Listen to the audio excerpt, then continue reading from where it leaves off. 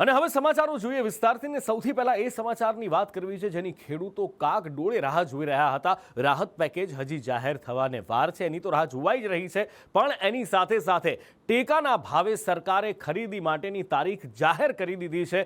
9 નવેમ્બરથી ટેકાના ભાવે સરકાર ખરીદીની શરૂઆત કરશે। 125 મણ જણસ ખેડૂત વેચી શકશે। મગફળી, મગ, અડદ, સોયાબીનની સરકાર ખરીદી કરશે। કૃષિમંત્રી જીતુ વાઘાણીએ પ્રેસ કોન્ફરન્સ કરી અને આ નિવેદન આપ્યું છે। પહેલા 1 નવેમ્બરે આ ખરીદી શરૂ થવાની હતી, પણ અચાનક આગલા દિવસે 31 ઓક્ટોબરે આ ખરીદી રદ કરવાની જાહેરાત, ઓફિશિયલ આમ તો જાહેરાત નહોતી થઈ, પણ જિલ્લા સ્તરે જાહેરાત કરી દેવામાં આવીને કહી દેવાયું હતું કે ખરીદી નહીં કરવામાં આવે। માવઠાનો માર હતો, એ વખતે ખેડૂતો પરેશાન હતા અને જેમની થોડી ઘણી જણસ બચી ગઈ હતી એમને આશા હતી કે 1 નવેમ્બરે એ જણસ સરકાર ખરીદે તો કંઈક બે પાંદડે થવાય, પણ એ 1 નવેમ્બરે ખરીદી રદ કરાઈ હતી, સ્થગિત કરાઈ હતી ને હવે 9 નવેમ્બરે આ ખરીદી થશે।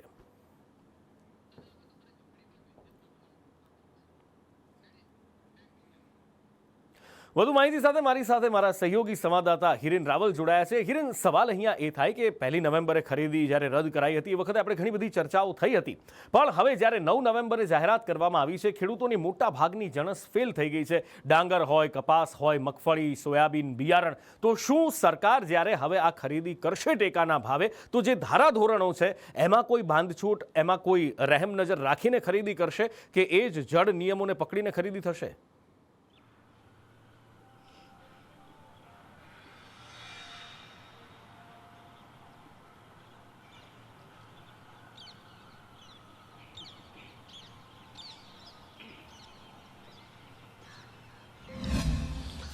જીતુ વાઘાણી દ્વારા આ જાહેરાત કરવામાં આવી છે। સવારે મુખ્યમંત્રી ભૂપેન્દ્ર પટેલે પણ સોશિયલ મીડિયા પર પોસ્ટ કરી અને આ અંગેની માહિતી આપવામાં આવી હતી। 1 નવેમ્બરે કમોસમી વરસાદના કારણે આ ખરીદી સ્થગિત કરવામાં આવી હતી અને એ હવે 9 નવેમ્બરથી ખરીદી શરૂ થશે। ચાલુ વર્ષે ઉત્પાદન જે છે તે સૌથી વધુ આ વખતે થાય તે પ્રકારનો અંદાજ રાજ્ય સરકારને છે, કારણ કે રજીસ્ટ્રેશન માવઠા પહેલાં જે થયેલા છે એ લગભગ 9.5 લાખ ખેડૂતોએ રજીસ્ટ્રેશન કરાવ્યા છે અને એના આધારે જે ભારત સરકારના નિયમો છે એમાં જે કુલ ઉત્પાદન છે એના 25% ખરીદી છે તે કરી શકાય અને એ નિયમના આધારે 125 મણ મગફળી ખેડૂત દીઠ જે ખરીદી કરવાનો નિર્ણય છે તે કરવામાં આવ્યો છે। 9 તારીખથી આ ખરીદી શરૂ થશે। કોઈપણ પ્રકારની નિયમોમાં બાંધછોડ કરવામાં નહીં આવે, આ પ્રકારની સ્પષ્ટતા રાજ્ય સરકાર તરફથી કરવામાં આવી છે। મગફળી પલળી હોવાના કારણે મગફળીમાં ભેજ અથવા તો મગફળીની ગુણવત્તા જો ઓછી થાય છે તો એ પરિસ્થિતિમાં ખેડૂતોની મગફળી રિજેક્ટ થવાની પણ સંભાવનાઓ રહેલી છે। જો કે આ બાબતોમાં કોઈપણ પ્રકારના ભારત સરકારના જે ધારાધોરણ નિયમો છે એમાં ફેરફાર કરવામાં નહીં આવે એ પ્રકારની સ્પષ્ટ વાત કરવામાં આવી છે। આ સાથે જે સેન્ટરો શરૂ કરવામાં આવ્યા છે એમાં ખેડૂતોને જે તે ખેડૂતને જે તે તારીખે આવવાનું હશે એના એડવાન્સ એને મેસેજ કરવામાં આવશે અને મેસેજના આધારે જે ખેડૂતોને જે સેન્ટર પર બોલાવવામાં આવ્યા હશે એ સેન્ટર પર એમણે જવાનું રહેશે અને ત્યાં પોતાની મગફળી આપવાની રહેશે। જરૂર પડશે તો આ સેન્ટરો વધારો કરવાની પણ રાજ્ય સરકારે તૈયારી દર્શાવી છે। 3 ઝોનમાં અલગ અલગ 3 એજન્સીઓ છે એને આ ખરીદી માટેની કામ આપવામાં આવ્યું છે। સરકારની એવી અત્યાર સુધીની જે સ્થિતિ હતી એના જોતાં સરકારને એવું લાગે છે કે 9 તારીખ સુધીમાં જે કમોસમી વરસાદ છે એના કારણે એના પછી અત્યારે જે ઉઘાડ નીકળ્યો છે તો એમાં તડકાના કારણે મગફળી સુકાઈ જાય અને એના પછી ખેડૂતો મગફળી લઈને આવી શકે એ પ્રકારની શક્યતાઓ અત્યારે દેખાઈ રહી છે અને એટલા જ માટે હજુ 2 થી 3 દિવસનો વચ્ચે સમયગાળો આપી અને 9 તારીખથી આ મગફળી ખરીદીની શરૂઆત કરવામાં આવી છે। મહત્વનું છે કે ઉત્પાદન વધુ થવાની આશાએ રાજ્ય સરકારે જે નિયમો છે એ નિયમોને આધીન રહીને જ આ ખરીદી કરવામાં આવશે। મગફળી, સોયાબીન, અડદ અને મગ આ 4 જણસીઓની ખરીદી 9 તારીખથી શરૂ થશે। એટલે આજે જણસ પલળી ગઈ છે, એ જણસ સુકાય એના માટે રાજ્ય સરકાર દ્વારા અત્યારે આટલા દિવસનો સમય આપવામાં આવ્યો છે અને આ જે સમય આપવામાં આવ્યો છે એ સમય દરમિયાન જણસ સુકાય અને ખેડૂતોને મદદ રહે એવી શક્યતા છે। પણ જેમની મગફળી ઉગી ચૂકી છે, જેમની જણસ બગડી ગઈ છે, કશું જ થાય એમ નથી, એનું શું? એના માટે એક જ આશ છે, રાહત પેકેજ। અને એ રાહત પેકેજ ક્યારે જાહેર થશે એની ખેડૂતો કાગ ડોળે રાહ જોઈ રહ્યા છે। કૃષિમંત્રીએ પ્રેસ કોન્ફરન્સ કરી રાહત પેકેજ વિશે ઘણી બધી વાત કરી કે ક્યાં કેટલી નુકસાની થઈ છે એ પણ કહ્યું। 42 લાખ હેક્ટરથી વધુ વિસ્તારમાં નુકસાની થઈ છે, 16,000 ગામમાં પંચરોજ કામ કરવામાં આવ્યું છે, વગેરે વગેરે વગેરે। પણ પેકેજ ક્યારે જાહેર થશે એની કોઈ સ્પષ્ટતા કરી નથી. મારા સહયોગી મારી સાથે કૃષ્ણા જોડાયા છે. કૃષ્ણા પાસેથી વિગતે જાણીએ. કૃષ્ણા, કારણ કે આપણે જોયું છે ખેડૂતોની રડતી આંખો જોઈ છે, એ ખેડૂતોની આપણે બળતી આંતરડી જોઈ છે, કકડતી આંતરડી જોઈ છે, અને એટલા માટે જ એ સવાલ થાય છે કે પેકેજ પણ જો જાહેર કરવામાં આવે, અત્યાર સુધીનું સૌથી મોટું પેકેજ હોય, સમજી લો 7,000 8,000 કરોડનું પણ પેકેજ જાહેર કરવામાં આવે, તો પણ ખેડૂતના ભાગે આવશે કેટલું, ખેડૂતને મળશે કેટલું? અને એના કરતાં પણ સૌથી મોટો સવાલ, આ પેકેજ જાહેર ક્યારે થશે? જી બિલકુલ, મોટો સવાલ એ છે કે આ પેકેજ જાહેર ક્યારે થશે, કારણ કે એ પેકેજ સમયસર જાહેર થાય તો ખેડૂતો કંઈક કહી શકે. કારણ કે આ જે નુકસાન થયું છે એમાં આ પાક જે સંપૂર્ણપણે તૈયાર હતો અને માત્ર એને બજારમાં વેચવાનો બાકી હતો, ત્યારે કમોસમી વરસાદ પડ્યો અને ખેડૂતોને ખૂબ મોટું નુકસાન થયું. એ સમીક્ષાઓ પણ કરવામાં આવી. મુખ્યમંત્રી ભૂપેન્દ્ર પટેલ પણ પહોંચ્યા હતા એ ખેતરોમાં અને એમણે જોયું હતું. બે દિવસ પહેલાની એમની સોશિયલ મીડિયામાં પોસ્ટ હતી, એમણે કહ્યું હતું કે હા, ખૂબ મોટું નુકસાન થયું છે અને અમારી પ્રાથમિકતા, મારું પ્રાધાન્ય એ રહેશે ખેડૂતોની પડખે આ સરકાર ઊભી છે ને જેટલું બને એટલું જલ્દી તાત્કાલિક સહાય પેકેજ જાહેર કરવામાં આવશે. ગઈકાલે જાહેર થાય એવી શક્યતા હતી, પરંતુ હજુ આજે જાહેર નથી થયું. અને સૌ કોઈની, ખેડૂતોની ખાસ કરીને નજર એના પર છે કે આ પેકેજ જાહેર ક્યારે કરવામાં આવશે, કારણ કે 5,000 કરોડ કરતાં પણ મોટું હશે અને સૌથી મોટું અત્યાર સુધીનું આ પેકેજ જાહેર કરવામાં આવશે એવી શક્યતા સેવામાં આવી રહી છે. આ બધા વચ્ચે કૃષિમંત્રી જીતુ વાઘાણીએ જે કહ્યું, 16,000 એવા ગામડાઓ છે કે જેમાં લગભગ ગુજરાતના, એ દક્ષિણ ગુજરાત ગણો, એ સૌરાષ્ટ્ર ગણો, એ ઉત્તર ગુજરાત ગણો કે મધ્ય ગુજરાત, મોટાભાગના ગામડાઓ કે જ્યાં કમોસમી વરસાદ વરસ્યો હતો અને ક્યાંક મોટું ક્યાંક ઓછું નુકસાન થયું, પરંતુ નુકસાન થયું છે. એ 16,000 એવા ગામડાઓ છે કે જ્યાં કમોસમી વરસાદના કારણે પ્રભાવિત થયા છે. 42 લાખ હેક્ટર કરતાં વધારે જમીન છે કે જે આ કમોસમી વરસાદને કારણે પ્રભાવિત થઈ છે અને તમામ જિલ્લામાંથી અહેવાલ આવી રહ્યા છે. જેમ વાત થઈ અને ખેડૂતોને બેઠા કરવાનો સમય આવી ગયો છે. મુખ્યમંત્રી સંવેદના સાથે માર્ગદર્શન કરી રહ્યા છે. આ બધી વાતો કૃષિમંત્રી જીતુ વાઘાણી તરફથી કરવામાં આવી છે અને તેમણે કહ્યું કે કેન્દ્ર અને રાજ્ય સરકાર બંને સહાય કરશે. અત્યાર સુધી આપણે જોઈએ છે કે SDRFના ધારાધોરણો પ્રમાણે 33% કરતાં વધારે નુકસાન હોય અને એ પ્રમાણે એ પિયત, બિન પિયત અને બાગાયતી પાક માટે એ અલગ અલગ નુકસાન વળતર જાહેર કરવામાં આવતું હોય છે. પરંતુ આ વખતે એ ધારાધોરણોમાં, એ માપદંડોમાં કેટલીક છૂટ પણ અપાઈ શકે, કેટલીક બાંધછોડ પણ કરવામાં આવી શકે, કારણ કે એ પ્રકારનું નુકસાન થયું છે. કેટલાક એવા પાક છે, કેટલાક એવા ખેતરો છે કે જ્યાં 100% નુકસાન થયું છે, ક્યાંક 80% જેટલું નુકસાન થયું છે. એટલે આ બધા માપદંડોને બાજુમાં રાખીને પણ સરકાર ઉપર જઈને પણ રાહત પેકેજ જાહેર કરી શકે એવી સંપૂર્ણપણે શક્યતા જોવામાં આવી રહી છે. પરંતુ આપે જે સવાલ કર્યો હમણાં કે જાહેર તો કરવામાં આવશે, પરંતુ ખેડૂતો સુધી કેટલું પહોંચશે એ પણ એક સવાલ છે. બીજો મુદ્દો એ પણ છે કે જે ભાગ્યાઓ છે, આ મુદ્દો પણ કિસાન સંઘ દ્વારા પણ ઉઠાવવામાં આવ્યો હતો, રાજકીય આગેવાનો તરફથી પણ કેટલાક અલગ અલગ પક્ષોના ઉઠાવવામાં આવ્યો હતો કે જે ભાગ્યા છે, કે જેઓ ખેતર ખેડે છે, જેમને ત્રીજો ભાગ મળતો હોય છે 33%, એમના ભાગે શું આવશે? કારણ કે સ્વાભાવિક છે કે જ્યારે આ પેકેજ જાહેર કરાશે તો એ ખેડૂત ખાતેદારના ખાતામાં જશે. જે ખેડૂત છે એમના ખાતામાં જશે તો આ ભાગ્યાઓને શું મળશે એ પણ સૌથી મોટો સવાલ છે. એટલે અહીંયા એ જે ખેડૂત ખાતેદારો છે એમની પોતાની લાગણી પણ એ ઉઠે છે કે એમણે પોતે આગળ આવીને કંઈક એ ભાગ્યાઓને આપવું જોઈએ, કારણ કે એમણે મહેનત કરી છે, એમણે પરસેવો વહાવ્યો છે, તો એમને મળવું જોઈએ, કારણ કે નુકસાન પણ એને જવાનું છે. પરંતુ બસ એ જ છે કે 2022-23માં જે 600 કરોડ કરતાં વધારેનું પેકેજ જાહેર કરાયું હતું 31 જિલ્લાઓ માટે, 11 જિલ્લાઓને એક કોડિયું પણ નહોતું મળ્યું. બસ એવું ન થાય એવી આશા ખેડૂતો રાખી રહ્યા છે. એટલે હવે આશા એ જ છે, કૃષ્ણાએ જે પ્રમાણે કહ્યું કે ભાગ્યાઓનું શું, ખેડૂતોને કેટલું મળશે, ઉપરના લેવલથી નીકળી ગળાઈને છેલ્લે કેટલું આવશે, કે પછી ઉપરના લેવલથી જેટલું નીકળે છે એટલું જ ખેડૂતોના હાથમાં પહોંચશે? ઘણા બધા સવાલો છે. પાછલી વખતના પણ ઘણા બધા એવા આપણી સામે ઉદાહરણો છે. અત્યાર સુધીનું સૌથી મોટું રાહત પેકેજ જાહેર કરવામાં આવ્યું હોય તો 3,900 કરોડ રૂપિયાનું એ પેકેજ જાહેર કરવામાં આવ્યું હતું, પણ એ પછી પણ ખેડૂતોના હાથમાં જાણે મજાક થઈ હોય પૈસા આવ્યા ત્યારે એવું લાગતું હતું, કારણ કે ઘણા બધા ખેડૂતો એવા હતા કે જેમને મળ્યું નહોતું. આ બાજુ ટેકાના ભાવે ખરીદી પણ સરકાર દ્વારા શરૂ કરવામાં આવશે અને જે જણસ પલળી છે એ જણસ સુકાય એના માટે આટલા દિવસનો સમય આપવામાં આવ્યો છે. આજે 5 તારીખ છે અને બીજા 4 દિવસ પછી એટલે કે 9 તારીખથી આ ટેકાના ભાવની ખરીદી શરૂ કરવામાં આવશે. 125 મણ જણસ ખરીદવામાં આવશે અને 125 મણ જણસ સુધીની એ લિમિટ બાંધવામાં આવી છે. એમાં કોઈ બાંધછોડ નહીં કરવામાં આવે એ સ્પષ્ટતા કરવામાં આવી છે. કેન્દ્ર સરકારના જે ધારાધોરણો છે એ પ્રમાણે જ જણસની ખરીદી કરવામાં આવશે. પછી એ મગફળી હોય કે પછી અડદ હોય કે સોયાબીન હોય એ બધાની ખરીદી કરવામાં આવશે. એટલે ખેડૂતોને સવાલ અત્યારે એ છે કે જેમની જણસ પૂરેપૂરી બરબાદ થઈ ગઈ છે, જેના પાથરા પડ્યા હતા ખેતરની અંદર, જેમની જણસ ઉગી નીકળી છે, મગફળી પાથરા હતા, ઘણી જગ્યાએ અંદર પણ રાખી હતી અને એમાં પણ વરસાદ છાપરા નીચેથી પણ બધું જ વહાવીને લઈ ગયો હતો. એ જેટલી મગફળી બચાવી લીધી એ પણ ઉગી નીકળી છે. તો એ મગફળીનું હવે ખેડૂત કરશે શું? સવાલ એ છે. ભરતભાઈ મારી સાથે ફોનલાઈન પર જોડાયા છે. ભરતભાઈ એક ખેડૂત છે. ભરતભાઈ, જે ખરીદીની વાત કરી છે સરકારે, હવે 9 તારીખથી ખરીદી ટેકાના ભાવે થશે. એક ખેડૂત તરીકે શું આશા છે? આ ચોમાસામાં તમે શું ગુમાવ્યું અને ટેકાના ભાવથી કેટલી મદદ મળી શકશે? સાહેબ, ટેકાના ભાવની જે પહેલી તારીખની વાત હતી એમાં ઘણા ખેડૂતોને જે વરસાદ પહેલો લઈ લીધી હતી એ લોકો રાહ જોઈ રહ્યા હતા. પછી તો તારીખ તો જાહેર કરી નહીં. હવે 9 તારીખની વાત છે. જેને વરસાદ પહેલો 2% બહુ નહીં, 2% મગફળી ખેડૂતે છે એવી આપશે. બાકી હવે જે નવો માલ છે, હાલ જે મગફળી ખેતરમાં છે એ તો હવે શક્ય જ નહીં કે ખેડૂતો આપી શકે, કે બધું કોઈ ગયું છે. ભલે અમારા ઉત્તર ગુજરાતમાં વરસાદ ઇંચમાં ઓછો છે પણ સતત અઠવાડિયું પડ્યો એટલે ઉગી જાય એટલે ફેલ જાય, બરોબર છે. એટલે એ મગફળી તો અમારા ઉત્તર ગુજરાતમાં તો લગભગ મગફળી હવે ટેકાના ભાવથી 9 તારીખે સેન્ટર ચાલુ થાય તો હાલ ખેતરમાં છે મગફળી ઉપલબ્ધ થાય એવી નથી. એટલે હવે એમાં કોઈ બોધછોડ થાય કે ભાઈ અમુક ડેમેજથી મગફળી સરકાર ખરીદે તો ખેડૂતો આ જો સુકાય, પાથરા સુકાય અને એમાંથી શક્ય થાય તો મળે. બાકી ટેકાના ભાવથી 9 તારીખ ચાલુ કરે તો ખેડૂતોનું જે લાઈન લાગવાની તે લાઈન હવે લાગવાની નથી.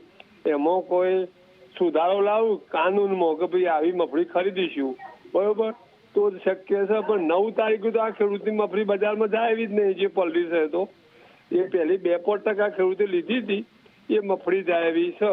અને તો એ પછી બધી જગ્યાએ સેન્ટર નહીં કરવાના. અમુક હજુ જિલ્લામાં આટલો કરીને બીજા કરીને મોગ થશે ત્યાં કરશે. એટલે આ તો હવે સરકારને શું નીતિ છે અને કઈ રીતે લેવી છે સરકાર નીતિ પર આધાર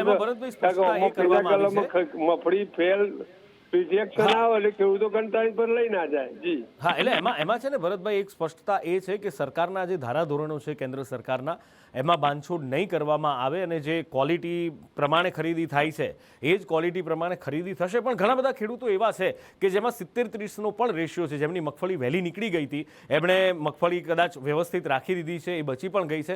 125 મણ મગફળી અથવા તો 125 મણ કોઈ પણ જણસની ખરીદીનો જે સરકારે એક નિયમ રાખ્યો છે એનાથી ખેડૂતને કેટલું ફાયદો કે કેટલું નુકસાન શું લાગે છે?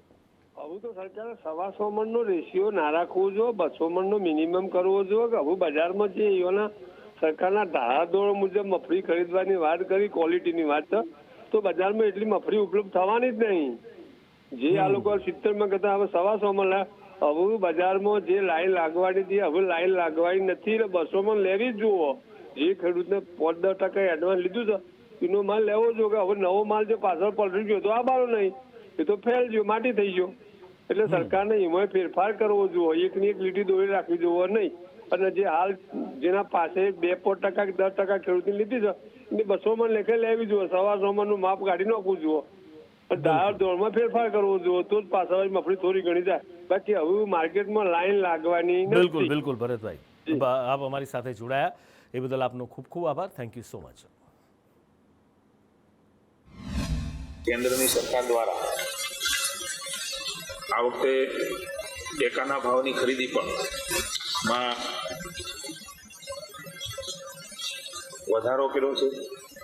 કે મગફળી હોય, અડદ હોય, મગ હોય કે સોયાબીન હોય, એ પ્રમાણેની ખરીદી એ રાજ્યની સરકારે નિર્ણય કર્યો છે. ત્યારે લગભગ ધારાધોરણ પ્રમાણે જે પ્રમાણે દર વખતે ખરીદ કેન્દ્રો દ્વારા ખરીદ થાય છે એ મુજબ ખેડૂતોને આવવાનું રહેશે. જ્યાં જરૂર પડે ત્યાં સબ સેન્ટરો પણ ખોલવામાં આવશે. જે ગાઈડલાઈન છે એ ગાઈડલાઈન પ્રમાણે આ ખરીદી થવાની છે. 125 મણ એ ખેડૂત દીઠ ખરીદી કરવાનો નિર્ણય એ રાજ્યની સરકારે કર્યો છે. મગફળીના ટેકાના ભાવમાં 480 રૂપિયા પ્રતિ ક્વિન્ટલ એ ભારત સરકારે વધારો કર્યો છે. એ જ પ્રમાણે સોયાબીનમાં 436 રૂપિયા પ્રતિ ક્વિન્ટલ એ વધારો કર્યો છે અને એ જ પ્રકારે અડદમાં પણ 400 રૂપિયાનો વધારો એ થયો છે. આપ સમજી શકશો કે મને ખેડૂતોને મદદ કરવા માટે કેટલો મોટો ફાયદો. દાખલા તરીકે 1000 રૂપિયા આસપાસ ભાવ હોય તો 1400થી પણ ઉપરની ખરીદી એ મગફળીની થવાની છે. એટલે વાઘાણી એક બાજુ કહી રહ્યા છે કે ખેડૂતોને બેઠા કરવાનો આ સમય છે, ખેડૂતોની જે પણ જણસ છે એ બચી ગઈ છે, એ ખરીદવાનો આ સમય છે. અને બીજી બાજુ કેન્દ્ર સરકારના જે નિયમો છે એ નિયમો પ્રમાણે જ ખરીદી કરવામાં આવશે. એક બાજુ રાહત પેકેજની ખેડૂતો રાહ જોઈ રહ્યા છે અને બીજી બાજુ હમણાં જે ખેડૂત સાથે વાત થઈ, ભલે એક ખેડૂત સાથે વાત થઈ ભરતભાઈ સાથે, પણ આ જ વેદના અને વ્યથા દરેક ખેડૂતની છે. કારણ કે મોટા ભાગના ખેડૂતો એવા છે કે જેમની જણસ બિલકુલ પતી ગઈ છે, ખતમ થઈ ચૂકી છે. પછી એ મગફળી હોય કે બીજી કોઈ પણ જણસ હોય, કપાસ પણ બિલકુલ જાણે કે કાળો પડી ગયો, ખરાબ થઈ ગયો છે પલળીને કમોસમી વરસાદની અંદર. અને મગફળી તો જાણે ઉગી નીકળી છે, એ દાણા પોપટામાંથી પણ ફરી પાછા એમાં ફણગા ફૂટી નીકળ્યા છે. એટલે એમાંથી હવે એ કોઈ શક્યતા જ નથી કે આ રીતે ખરીદી શકાય. જો ખરેખર ખેડૂતોને બેઠા કરવા હોય તો ખેડૂતો પૂછી રહ્યા છે કે શું આ ધારાધોરણમાં પણ ફેરફાર ન કરી શકાય? કારણ કે કેન્દ્રમાં પણ જે સરકાર છે એ પણ તો ગુજરાત માટે હિત ઈચ્છતી સરકાર જ છે, ગુજરાતના ખેડૂતોનું હિત ઈચ્છતી સરકાર છે. તો શું એમાં પણ કોઈ બાંધછોડ કેમ ન કરી શકાય? એ સવાલ આજે ખેડૂતો પૂછી રહ્યા છે. ને એની સાથે સાથે જો ખેડૂતોને બેઠા કરવા હોય તો જલ્દીથી પેકેજ પણ જાહેર કરવું પડશે. પણ જો કે 125 મણ મગફળીની જે વાત છે,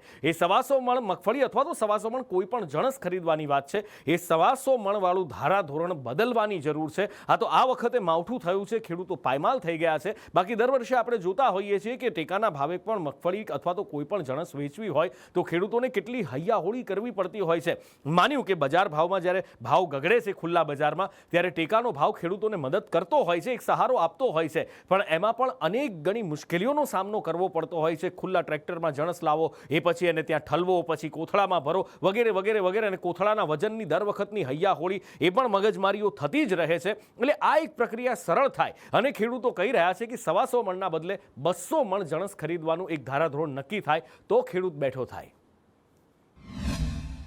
આજે રાજ્ય સરકારના કૃષિ મંત્રી જીતુભાઈ વાઘાણીએ દ્વારા એક જાહેરાત કરવામાં આવી કે સરકારી ટેકાના ભાવે મગફળીની ખરીદી 125 મણ કરવામાં આવશે.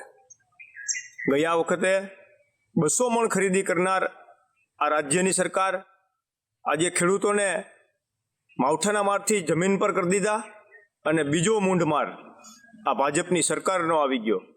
ખેડૂત માંડ ઊભો થતો હતો. જેની મગફળી બેચી હતી એ હવે 29,000 રૂપિયાના ભાવમાં ખાલી 6 ખાંડી જેવી માંડવી જ વેચી શકશે.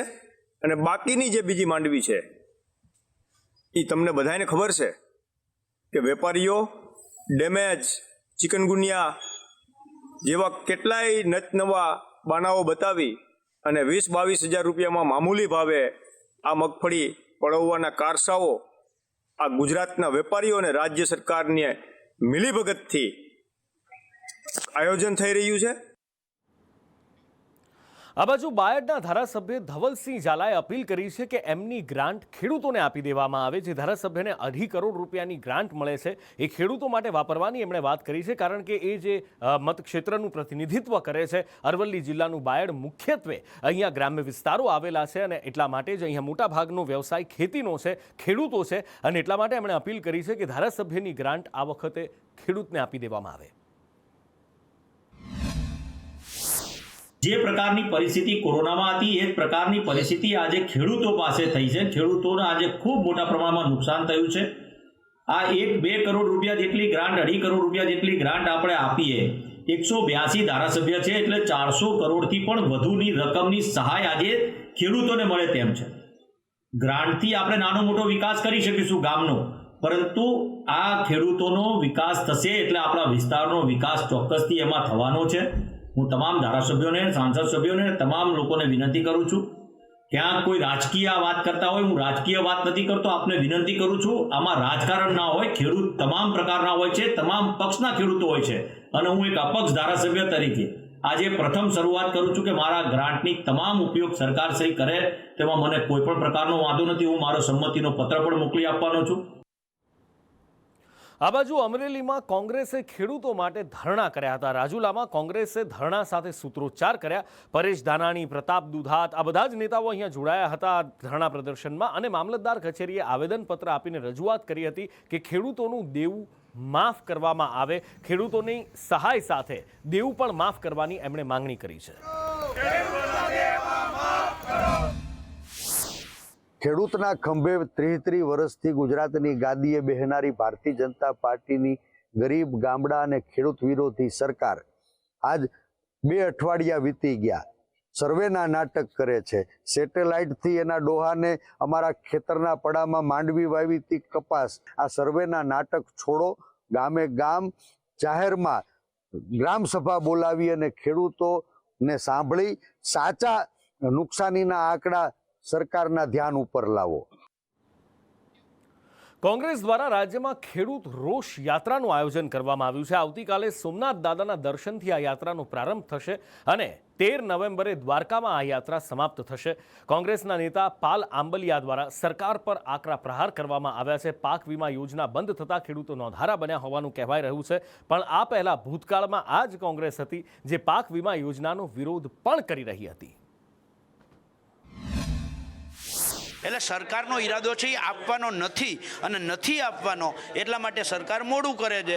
સરકારને અમે બહુ સ્પષ્ટ કહેવા માગીએ છીએ, સરકાર કાન ખોલીને સાંભળી લઈએ. આ હું નહીં, આ ગુજરાતનો ખેડૂત બોલે છે કે જો આ વખતે સરકારે કોઈ 5-25 હજારના સહાય પેકેજો જાહેર કર્યા તો ગુજરાતનો ખેડૂત નહીં અપનાવે.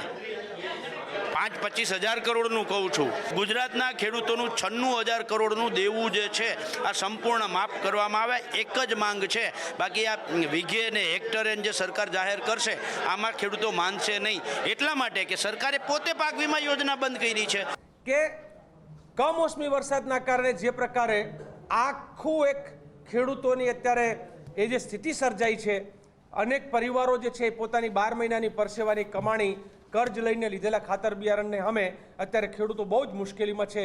ખેડૂતોના દેવા વધતા જાય છે. ત્યારે ખેડૂતના દેવા માફીની મુખ્ય માંગણી અને એની સાથે અનેક માંગણીઓ જે વાત કરી છે બીજી 4, પણ મુખ્ય ખેડૂતોના દેવાની માફી અને ખેડૂતનું દેવું સંપૂર્ણ માફ એવી માગણી સાથે 6 તારીખે આવતીકાલે 10 વાગે સોમનાથ દાદાના દર્શન કરી યાત્રા ત્યાંથી નીકળશે. આ યાત્રામાં મોટી સંખ્યામાં ટ્રેક્ટરો હશે, વાહનો હશે, બાઇકો હશે, પણ મુખ્યત્વે એ ટ્રેક્ટર સ્વરૂપે યાત્રા નીકળી રહી છે. દ્વારકાના ભાણવડમાં એક ખેડૂતે આપઘાત કરી લીધો અને આપઘાતનું કારણ એ જ ચર્ચાઈ રહ્યું છે જે ખેડૂતોની વેદના છે, જે વ્યથા છે. પાક નિષ્ફળ જતા આ ખેડૂતે આપઘાત કર્યો હોવાનું કહેવાય રહ્યું છે. આમ આદમી પાર્ટીના નેતા ઈસુદાન ગઢવી એ ખેડૂત પરિવારને મળવા માટે પહોંચ્યા હતા. સાથે જ ઈસુદાનભાઈના પ્રાર્થના ફાઉન્ડેશને 1 લાખ રૂપિયાની આ પરિવારને સહાય કરી છે. ઈસુદાનભાઈ પરિવારમાં અત્યારે ખૂબ કપરી પરિસ્થિતિ છે અને આપણે સૌ એ ફરજ બને છે. ઈશ્વર નિમિત્ત બનાવે આપણે, પણ આપણે સૌની ફરજ બને છે.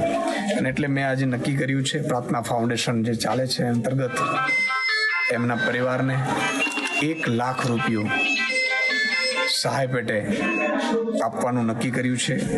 આગેવાનો અને સરપંચશ્રીને સાથે મળીને